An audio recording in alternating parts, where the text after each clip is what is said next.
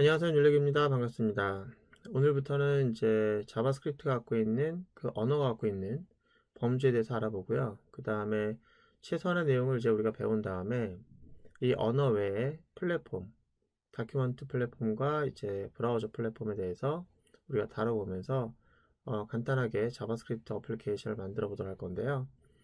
일단 이 언어가 갖고 있는 범주라고 하면은 데이터, 연산자, 제어구조, 함수 이렇게 볼 수도 있는데 사실은 좀 더 나가면은 이쪽도 있습니다. 근데 이걸 여기다 섞기에는 조금 너무 분량이 많아서 이거 다음에 이제 다음 과정으로 진행할 생각이고요. 여기서도 할 얘기가 좀 많이 있죠. 여기까지 하고 나서 여러분들이 ES6를 공부하시는 게 좋을 것 같고요. 어떤 분들은 마음이 급해가지고 첫 술에 막 다 배우고 싶은데 빨리 배우고 싶은데 이런 분들이 계시는데요. 기본기를 차근차근 체계적으로 갖추지 않으면 나중에는 이제 탑이 높이 쌓일 수가 없어요. 그래서 우리가 이제 급한 마음은 알겠는데 여러분들이 천천히 차근차근 제대로 체계적으로 공부하시는 게 좋을 것 같습니다. 일단 저는 이제 이번에 데이터에 대해서 알아볼 건데요. 이 데이터, 자바스크립트라는 녀석이 갖고 있는 이 데이터는 좀 특별한 부분이 있어서 다른 언어를 공부했을 때보다 조금 더 복잡합니다. 그래서 이 데이터라고 하는 녀석을 여러분들에게 몇 회 강의를 통해서 알려드리도록 할 건데요. 오늘은 가장 기본적인 내용부터 설명하도록 하겠습니다. 일단 뭐 프로그램이라고 하는 것을 여러분들이 다 해봤기 때문에 뭐 뻔하잖아요. 뭐 정수가 있고 실수가 있고 문자가 있고 문자리 있는데 이런 것들을 표현하는 그런 방식은 똑같아요. 정수는 이렇게 표현하고 실수 이렇게 표현하고 이렇게 표현합니다. 문제는 이것들을 우리가 사용하기 위해서는 변수라는 것과 연관돼서 사용하게 돼 있잖아요. 그럼 3이라고 하는 이 정수값을 우리가 변수라고 하는 것에 담아 보려고 합니다. 이게 변수예요. 3이라고 하는 값을 담을 수 있는 그릇에 해당되는 변수인데 그 변수의 한정사가 또는 자료 형식 명칭이 없습니다. 이게 바예요, 바. 바라고 하는 녀석은 베리어블, 변수라는 의미죠. 그러니까 이 말은 x라는 변수에다가 3을 담겠다. 이런 얘기가 되는 거예요. 기존에 우리가 알고 있는 지식으로는 이거 이상합니다. 왜냐하면 변수라고 하는 녀석은 공간이잖아요. 그래서 컴퓨터라고 하는 녀석은 유한한 자원을 갖고 있는 곳이기 때문에 이 한정사를 통해서 값의 종류라든지 값의 크기를 지정하게 되어 있죠. 그래서 그 지정된 한정사만큼 이 공간을 할당하게 되는데요. 뭐 이상해요. 왜냐면은 정수라고 한 녀석을 우리가 담는 그릇을 선언할 때도 이렇게 바로 하지만 실수라고 한 녀석을 담는 그릇을 선언할 때도 바라고 합니다. 문자라고 하는 녀석을 담는 그릇을 선언할 때도 바라고 하고요. 그 다음에 헬로라고 하는 어마어마한 문자를 저장하기 위한 그런 공간을 선언할 때도 바라고 합니다. 이건 어떻게 보면 되게 간단하고 쉽고 되게 편리한 언어인 것처럼 보이잖아요. 겉으로 보기에는. 그래서 프로그래밍을 해본 적이 없는 사람에게 굉장히 유용하게 설명할 수 있을 것 같아요. 자, 여러분. 변수를 선언할 때는 무조건 바만 쓰면 됩니다. 간단하죠? 이렇게 설명할 수 있을 것 같지만 우리는 이제 프로그래머잖아요. 프로그래밍을 해봤고 그러면 이거는 좀 약간 어떻게 이게 가능하지? 라는 생각을 좀 해볼 필요가 있는 거예요. 그리고 만약에 내가 값을 담고 있는 이런 형태라고 하면 아 여기에 맞춰서 알아서 가나 보다 생각할 수 있지만 변수만 딸랑 선언했을 경우에는 이때 얘는 공간을 얼마나 할당할지 그런 생각을 좀 해야 되겠죠.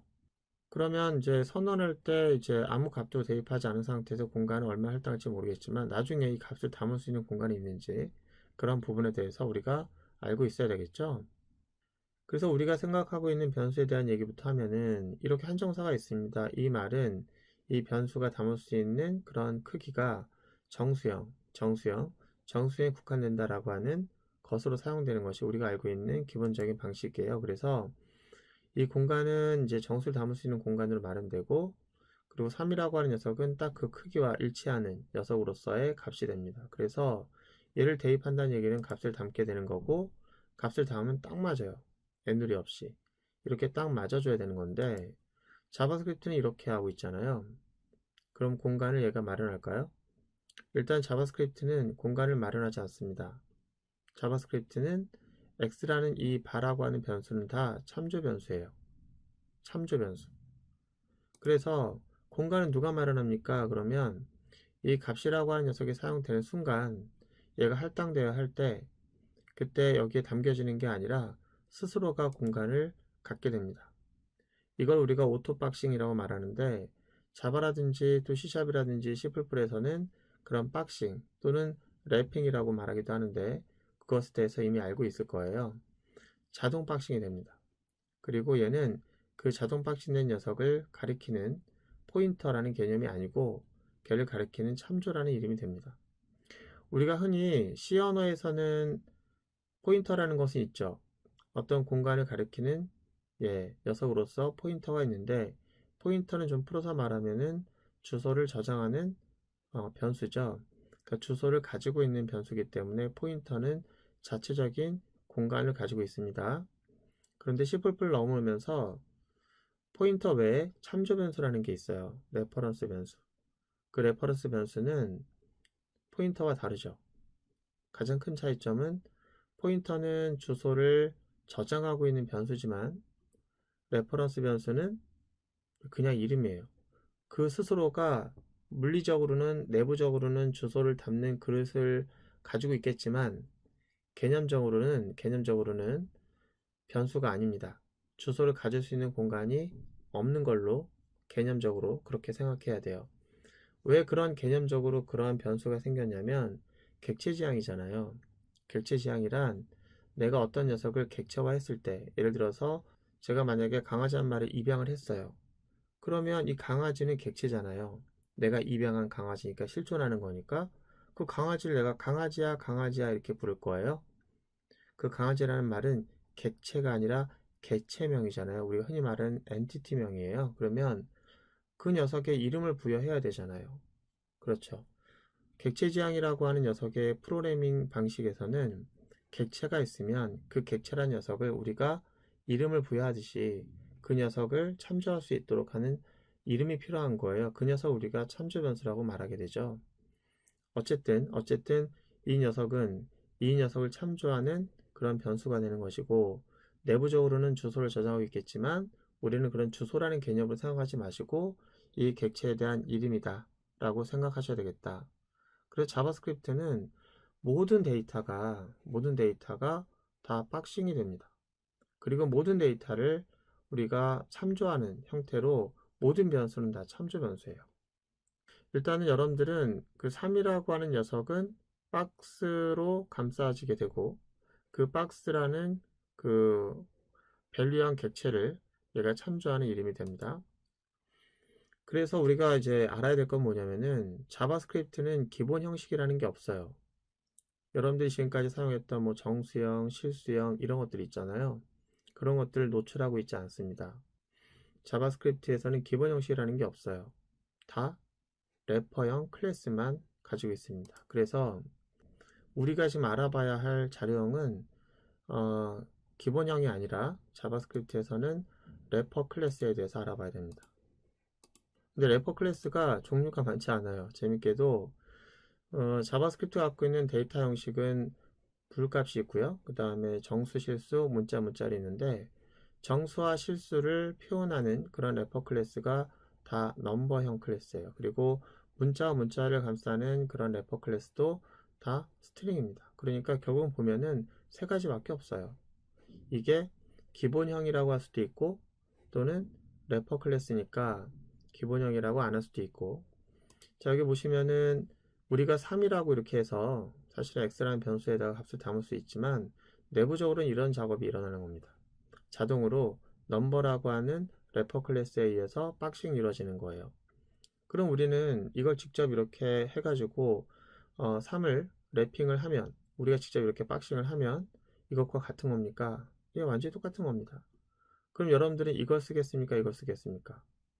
당연히 이걸 하겠죠. 자동 기능을 써야죠. 저희가 직접 이거를 하는 것에 대해서 만족감을 느낄 수는 없는 거겠죠.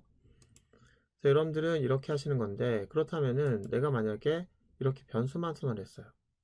그러면은 이 x라는 녀석은 어떤 값을 가지게 될까요? 저 궁금하죠? 간단하게 좀 다뤄볼까요? 일단 간단하게 코드를 좀 작성해 보기 위해서 여기로 왔는데요. 자, 어제 작성했던 코드는 잠깐 지우고요. 여기다가 제가 변수 하나 선언할게요. 그리고 여기다가는 u에서 number라고 하는 것을 이용해서 3이라는 값을 담습니다. 이거는 이것과 완전히 같은 거예요. 완전히 같은 거예요. 자, 이렇게 하고, 자, 이번에 y라는 변수에다가 4라는 값을 담습니다. 얼러트 할게요. x 플러스 y. 자, 이렇게 하면은 x와 y가 더해져서 값은 7이 나와야 되겠죠. 자, 이거 한번 실행해 보기 위해서 고 라이브 이 버튼을 클릭합니다. 자, 7이 나왔죠. 7. 예, 맞습니다. 완전히 동일해요. 두 개가. 자, 그렇다면 좀 아까 말했던 것처럼 변수 하나를 더 선언할게요. z. 그런데 초기값을 안 넣었어요. 이럴 때 이 z라는 녀석이 가지고 있는 그 값은 어떻게 될까요? 한번 실행해 볼게요. 자, 우리는 이걸 누르지 않아도 됩니다. 이미 실행 중이기 때문에 브라우저가 내가 적용한 상태에서 저장을 누르면 저절로 반짝반짝 거리잖아요. 왜? 바로 다시 시작도 해주고요. 적용된 걸 바로 이제 브라우저에서 띄우게 됩니다. 여기 보니까 뭐라고 나왔냐면 이렇게 나와 있어요. undefined. undefined. 이 undefined 의미가 뭘까요? 그렇죠. 이 undefined라고 하는 녀석의 의미는 뭐냐면 객체라고 하는 녀석을 참조해야 되는데 이 녀석이 참조하는 객체가 아직 정해지지 않았다는 뜻이에요. 그래서 이 undefined라고 하는 녀석은 이름은 있으나 아직 객체를 할당하지 않은 상태가 되는 겁니다. 그렇다면 이게 뭐 다른 언어에서는 이걸 뭐라고 하냐면은 널 포인터라고 말하는데 자바스크립트에서는 이제 널 포인터라고 하지 않고 undefined라고 합니다. 나중에 값을 할당하게 되면은 이제 undefined가 이 녀석의 랩핑을 한 자료형의 이름을 가지고 이제 나오겠죠. 한번 해볼까요? 자, 여기서 이제 값을 할당하게 됩니다. z는 3. 자, 그러면은 이제 일단은 얘가 3을 할당 받았으니까 그렇다면 지금 얘가 갖고 있는 값 3을 출력할 것이 아니라 얘가 어떤 형식의 자료형으로 어떤 형식의 래퍼 클래스로 박싱이 되었는지 그런 것을 이제 알고 싶잖아요. 그러면은 자, 타입오브라고 하는 녀석을 연산자 써서 z 앞에 써주게 되면 그리고 저장을 하게 되면은 또 반짝반짝 거리잖아요. 보시는 것처럼 넘버라고 하는 이름의 래퍼 클래스명이 나옵니다. 자, 됐네요. 자, 그렇다면 우리가 아무것도 참조하고 있지 않은 변수는 undefined라고 하는 것을 가지고 있다고 했는데요. 아무것도 참조하고 있지 않은 변수, 그걸 확인할 때는 우리가 조건 비교를 해야 되잖아요. 어떻게 비교할까요? 여기 보는 것처럼 이제 비교문을 쓰고 있는데요. x라는 녀석이 30만 됐어요. 근데 이것을 우리가 undefined라고 하는 녀석과 비교할 때 이렇게 문자열로 비교하면 될까요? 어떻게 될까요? true가 될까요? false가 될까요? 이거는 false가 됩니다. 왜냐하면 x라고 하는 녀석이 갖고 있는 undefined는 문자열이 아니고요. 그 자체가 특수한 값이에요. 그래서 우리는 이제 널 값도 자바스크립트 사용할 수 있지만 undefined라는 녀석도 그 자체가 하나의 특수한 값입니다. 그래서 비교할 때는 이렇게 비교하면 안 되고 반드시 undefined라고 하는 그 자체의 값으로서 비교를 해야 돼요. 잊지 마시고 이렇게 문자열로 감싸서는 안 된다는 점. 그리고 이 참조라고 하는 녀석이 정말 좀 생소하게 느껴질 수 있는 부분이기도 한데요. 뭐냐면은 x가 이제 누구를 참조하게 될지 모르는 거고 또 참조가 바뀔 수도 있어요. 그런데 내가 현재 넘버라고 하는 그 변수를 선언했다고 합시다. 여기서는 x라고 했지만 이제 num이라고 하는 변수가 있는데 그 녀석이 3.4를 가져요. 그러면 얘가 참조하고 있는 녀석은 이 넘버 객체거든요. 그 넘버 객체가 가지고 있는 메서드를 우리가 쓸 수 있는 거예요. 그런데 이제 다음에 이어서 참조하고 있는 녀석을 바꿀 수도 있는 거죠. 뭐 둘 다 넘버니까 뭐 크게 문제는 되지 않을 것 같은데 나중에 또 이렇게 바꿀 수도 있습니다. 문자열로. 그러면 넘버라고 하는 녀석이 갖고 있는 num이라는 변수가 갖고 있는 녀석의 메서드, 기능은 어떻게 되는 걸까요? 참조하는 녀석이 누구냐에 따라서 동적으로 내가 메서드를 달리 사용할 수가 있다는 게 자바스크립트가 갖고 있는 굉장한 유연성이라고 볼 수도 있겠고요. 달리 말하면 유연한 것이 어떻게 보면은 단점이 되기도 하죠. 자, 다음 시간에 우리가 그 데이터라고 하는 녀석을 볼 때는 지금 어차피 다 객체라는 걸 알았잖아요. 우리가 많이 쓰는 또 다른 객체가 있다고 하면은 컬렉션에 해당되는 객체가 있는데요. 제일 많이 쓰는 어레이 객체, 그 다음 시간에는 맵에 해당되는 오브젝트 객체에 대해서 알아보도록 하겠습니다. 고생 많으셨고요. 다음 시간에 뵙도록 하겠습니다.